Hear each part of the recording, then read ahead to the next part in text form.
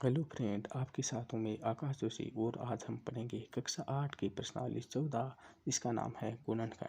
तो चलो देखते हैं बच्चों, प्रश्नावली 14.1 का प्रश्न संख्या 1 है, दिए हुए पदों में सार्वत्रिक गुणनखंड ज्ञात कीजिए। तो पहले प्रश्न का पहला पॉइंट है 12x और 36 के हमें सार्वत्रिक गुणनखंड ज्ञात करनी है। तो जब भी हम बच्चों किसी भी संख्या के सार्वत्रिक गुणनखंड ज्ञात करते हैं तो पहले हम उस संख्या के गुणनखंड बनाते हैं। तो 12x के जब हम गुणनखंड बनाएंगे तो अभाज्य गुणनखंड विधि के द्वारा बनाएंगे।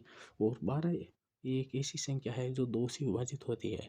इसके लिए हमें 2 का भाजकता का नियम ज्ञात होना चाहिए, जो कि है किसी संख्या में इकाइयों के स्थान पे 0, 2, 4, 60 में से कोई एक संख्या होती है तो वह संख्या 2 से पूर्णतः विभाजित होती है। तो हम 2 का जब 12 में भाग लगाते हैं तो ये 6 बार विभाजित होती है।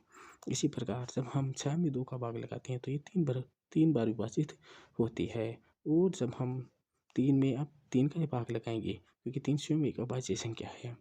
और x में हम x का ही भाग लगाएंगे क्योंकि एक चर संख्या और चर संख्या में स्वयं चर संख्या का ही भाग जाता है। तो इस प्रकार 12x की हमारे पास गुणनखंड आए। तो 12x के गुणनखंड हमें प्राप्त हुए 2 इंटू 2 इंटू 3 इंटू एक्स। अब हम इसी प्रकार अभाज्य गुणनखंड विधि के द्वारा दूसरी संख्या 36 के भी गुणनखंड ज्ञात करेंगे। तो 36 के गुणनखंड ज्ञात करते हैं। तो अभी मैंने बताया था कि जिस संख्या में इकाई 0, 2, 4, 60 में से एक होता है वह 2 से पूर्णतः विभाजित होती है। तो 2 का 36 में भाग जाता है 18 बार। 18 भी 2 से विभाजित संख्या है तो 2 का 18 में भाग लगाएंगे तो जाएगा 9 बार। अब 9 में अंक 3 का भाग जाता है और 3 का 9 में भाग जाता है 3 बार और 3 का 3 में भाग जाता है 1 बार। तो इस प्रकार अंक 36 के गुणनखंड बने हमारे पास 2 इंटू 2 इंटू 3 इंटू 3। अब जब हम सार्वत्रिक गुणनखंड ज्ञात करते हैं तो हम देखते हैं कि दोनों संख्याओं में वह कौन कौन सी संख्याएं समान हैं। तो देखो स्टूडेंट्स, यहाँ भी 2 है और यहाँ भी 2 है। इसी प्रकार यहाँ 2 है और यहाँ भी 2 है। यहाँ 3 है और यहाँ भी 3 है। तो इन दोनों अंकों के समान गुणनखंड 2 इंटू 2 इंटू 3 है। तो 2 को 2 से गुणा करने पे 4 और 4 को 3 से गुणा करने पे 12 आता है। तो इस प्रकार हम लिख सकते हैं कि 12x व 36 के सार्वत्रिक गुणनखंड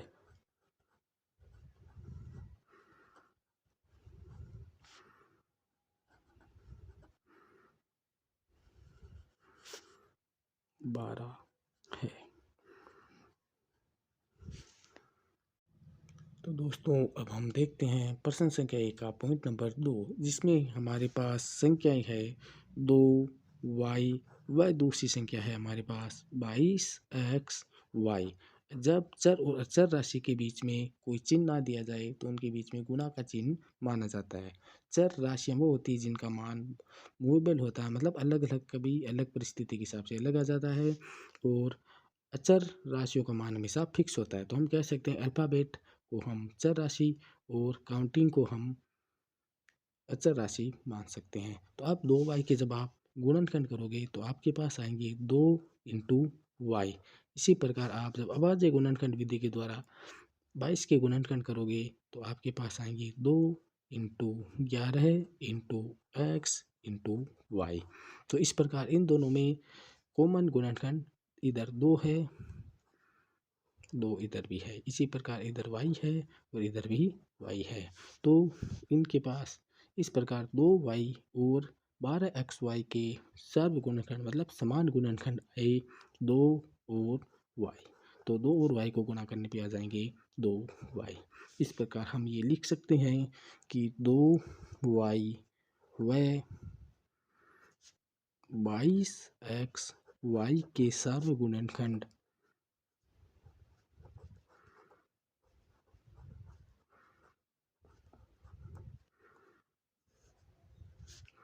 2y है।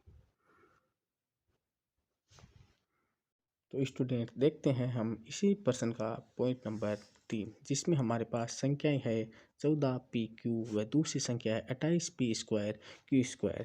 तो जब हम 14 पी क्यू के गुणनखंड करते हैं तो हमारे पास गुणनखंड आते हैं 2 गुणा 7 गुणा पी गुणा क्यू। इसी प्रकार जब हम 28 पी स्क्वायर क्यू स्क्वायर के गुणनखंड करते हैं तो हमें प्राप्त होते हैं 2 गुणा 7 इंटू पी गुणा क्यू। तो अब देखो इनमें कॉमन गुणनखंड कौन कौन से है, तो 2 इधर भी है इधर भी है। इसी प्रकार 7 यहाँ भी है यहाँ भी है, एक पी यहाँ भी है एक पी यहाँ भी है, एक क्यू यहाँ भी है एक क्यू यहाँ भी है। तो हमारे पास सारे गुण आए 2 गुणा 7 गुणा पी गुणा क्यू। तो जब हम इनको गुणा करते हैं तो 2 को 7 से गुणा करने पे आते हैं हमारे पास 14 और पी और क्यू। तो 14 पी क्यू के सारे गुणनखंड हमें 14 पी क्यू व 28 पी स्क्वायर क्यू स्क्वायर के हमें सारे गुणनखंड प्राप्त हुई 14 पी क्यू। अब हम देखते हैं इसी प्रश्न का पॉइंट नंबर 4, जिसमें हमारे पास पहली संख्या है 2x, दूसरी संख्या है 3x की घात 2 और तीसरी संख्या है 4। तो 2x के जब हम गुणनखंड करते हैं तो हमें प्राप्त होते हैं 2 गुणा x। इसी प्रकार 3x स्क्वायर के जब हम गुणनखंड करते हैं तो हमें प्राप्त होते हैं 3 गुणा x गुणा x। इसी प्रकार 4 के गुणनखंड करने पे हमें प्राप्त होते हैं 2 गुणा 2। अब आप देख सकते हो कि हमारे पास इन तीनों संख्याओं में कोई भी कॉमन नंबर नहीं है, तो हम क्या करेंगे, इन सभी संख्याओं को 1 से गुणा करेंगे, क्योंकि 1 से किसी भी संख्या को गुणा करने पर उस संख्या के मान में कोई परिवर्तन नहीं आता है। तो हम कह सकते हैं कि 2x 3x स्क्वायर व 4 के सारे गुणनखंड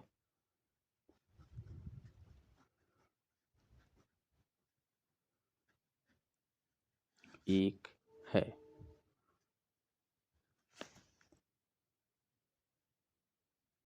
तो इसी प्रकार हम करते हैं पॉइंट नंबर 5, जिसमें पहली संख्या है 6abc, दूसरी संख्या है 24ab की घात 2, तीसरी संख्या है 12a की घात 2 और b।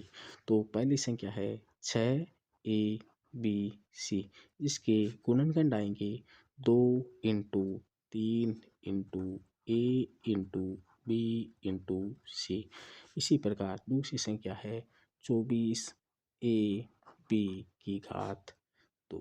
तो 24ab की घात 2 के गुणनखंड आते हैं 2 गुणा 2 गुणा 2 गुणा 3। अगर आपको इस प्रकार आप डायरेक्ट नहीं कर सकते तो अपाचे गुणनखंड विधि के द्वारा भी इनके गुणनखंड कर सकते हैं, और इनको वापस गुणा करने पे हमें यही 24 प्राप्त होने चाहिए। तो 3 को 2 से गुणा करने पे 6 आती हैं, 6 को 2 से गुणा करने पे 12 और 12 को 2 से गुणा करने पे 24। और हम गुणा करेंगे इसे a इंटू बी की घात 2 दी गई है तो b को b से 2 बार गुणा किया जाएगा। इसी प्रकार तीसरा अंक दिया गया हमें 12a की घात 2 और b। तो 12 के गुणनखंड आते हैं 2 इंटू 2 इंटू 3, और a की घात के 2 के गुणनखंड होते हैं a इंटू a और b।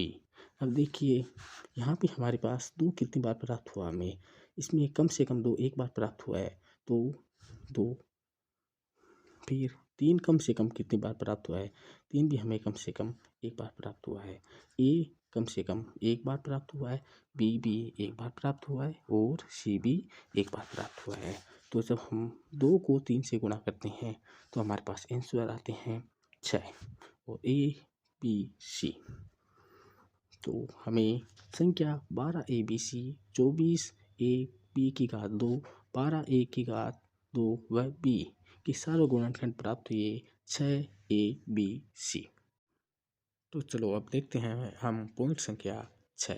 तो पॉइंट संख्या 6 में हमें पहली संख्या दी गई है 16x की घात 3, दूसरी संख्या दी गई है -4x की घात 2 व तीसरी संख्या दी गई है 32x।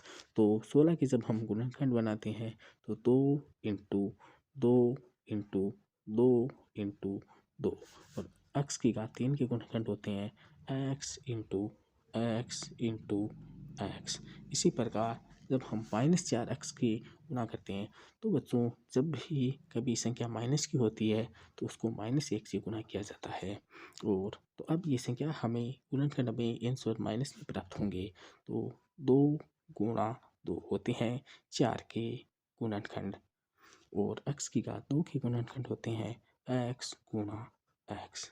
इसी प्रकार 32x के जब हम गुणनखंड करते हैं तो 2 इंटू 2 कितने होते हैं 4, 4 इंटू 2 8, 8 इंटू 2 16 और 16 इंटू 2 32 और x का गुणनखंड होता है x। तो अब हम देख सकते हैं कि हमारे पास 2 कम से कम हमें 2 बार प्राप्त हो रहे हैं सभी संख्याओं में।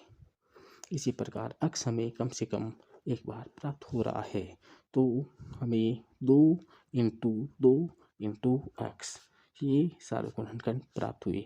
तो 2 को 2 से गुणा किया तो 4 और x से गुणा करने पे 4x। तो हम कह सकते हैं 16x की घात 3 माइनस 4x की घात 2 और 32x के सारे गुणनखंड 4x होंगे। तो अब हम देखते हैं पॉइंट नंबर 7 जिसमें हमें पहली संख्या दी गई है 10pq, दूसरी संख्या 20qr और तीसरी संख्या दी गई है 30rp।